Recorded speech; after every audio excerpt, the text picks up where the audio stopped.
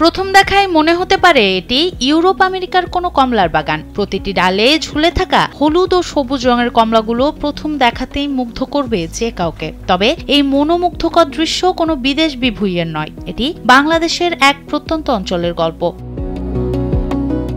এই কমলার বাগান তৈরি করে অভাবনীয় সাফল্য পেয়েছেন ফিরোজ মাতুব্বর। ৬ বছর আগে ৩৩% অনাবাদি জমিতে তিনি ১২০টি দার্জিলিং জাতের কমলার চারা রোপণ করেন। গত বছর ৪ লাখ টাকার কমলা বিক্রি হলেও এবার তিনি ৫ থেকে ৭ লাখ টাকা আয়ের আশা করছেন।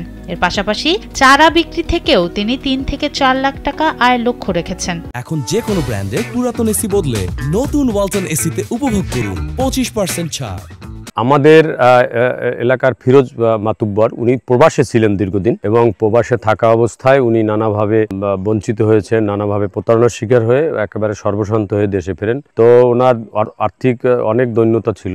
এই অবস্থায় তিনি মাদ্রাজি কমলার চারা সংগ্রহ করে একটি মাদ্রাজি কমলার বাগান করেন, এবং বাগানটি ৫-৬ বছর ধরে তিনি পরিচর্যা করে এটি দাঁড় করিয়েছেন। এখানে এই মাদ্রাজি কমলা মূলত অত্যন্ত সুমিষ্ট একটি কমলা। এটি এই মৌসুমি ফল, এটি চাষ করে মূলত যে প্রবাসী যে ফিরোজ মাতুব্বর, সে ফিরোজ মাতুব্বর স্বাবলম্বী হয়েছেন। ফিরোজ মাতুব্বরের এই উদ্যোগের অনুপ্রেরণা এসেছিল দূর প্রবাস থেকে। পিরোজপুরের মঠবাড়িয়া উপজেলার বেতমোর ইউনিয়নের পশ্চিম মিঠাখালী গ্রামের ছেলে ফিরোজ। প্রান্তিক চাষির সন্তান ফিরোজ ২০০৫ সালে পৈতৃক জমি ও বলদ বিক্রি করে সৌদি আরবে পাড়ি জমান। সেখানে সিমেন্ট কারখানায় কাজের অবসরে ইউটিউবে দেখতেন কমলার বাগান। সেই থেকেই দেশে ফিরে এমন বাগান করার স্বপ্ন বুনতেন। প্রতি বছর প্রায় আপনার ৫ থেকে ৭ লক্ষ টাকা সে এই কমলা চাষের মাধ্যমে সে লাভবান হয়ে থাকে। অর্থাৎ সে একজন সর্বশান্ত যুবক হয়েও সে এখানে কমলা চাষের মাধ্যমে সে সাফল্য পেয়েছেন।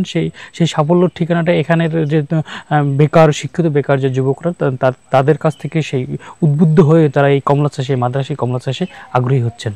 সৌদি আরবে থাকার সময় কুষ্টিয়ার জীবননগরের এক ব্যক্তির কাছ থেকে কমলা চাষের কৌশল জানতে পারেন। সেখান থেকে ১০,০০০ টাকার চারা সংগ্রহ করে দেশে ফিরেন। দেশে ফিরেই স্ত্রী নাসিমা বেগমকে সঙ্গে নিয়ে শুরু করেন নতুন পথ চলা। আসলে আমি এটা প্রবাসে থাকা অবস্থায় আজ থেকে ৭ বছর আগে, বুঝছেন, ওখান থেকে আমি একটা ইউটিউব দেখে আর কি এই ভিডিওটা সামনে আসার পরে আমি এক পর্যায়ে লোকেশনটা খুঁজে নিই। খোঁজার পরে লোকেশন পাই ইন্ডিয়া। তো ইন্ডিয়া আমার এক বন্ধু ছিল, ওর সাথে আলোচনার মাধ্যমে দেখা যায় যে উনি কাছাকাছি ক্ষেতটা পাওয়া যায়। তো ওখান থেকে আমি চারা কালেকশন করছিলাম ১২০টা। কালেকশন করে বাংলাদেশে পাঠাবার পরে এরপরে আমার ওয়াইফে রোপণ করছিল। তালা দিলে আমি আজকে ৬ বছর ধরে ইনশাল্লাহ ফলন পাইতেছি। তবে আল্লাহর দরবারে মহান শুকরিয়া। আমি যে আন্দাজ করছি আন্দাজের বাইরে অত্যন্ত ফলন, যেটারে কয় ভাষায় বলা যায় না। দেখেন আপনি বেয়ারিং কারে বলে। তো ফলের আসলে আইসেন আপনার লাস্ট সিজনে ফল ৩ ভাগের ১ অংশ আছে আর ২ অংশ কাটা হয়ে গেছে।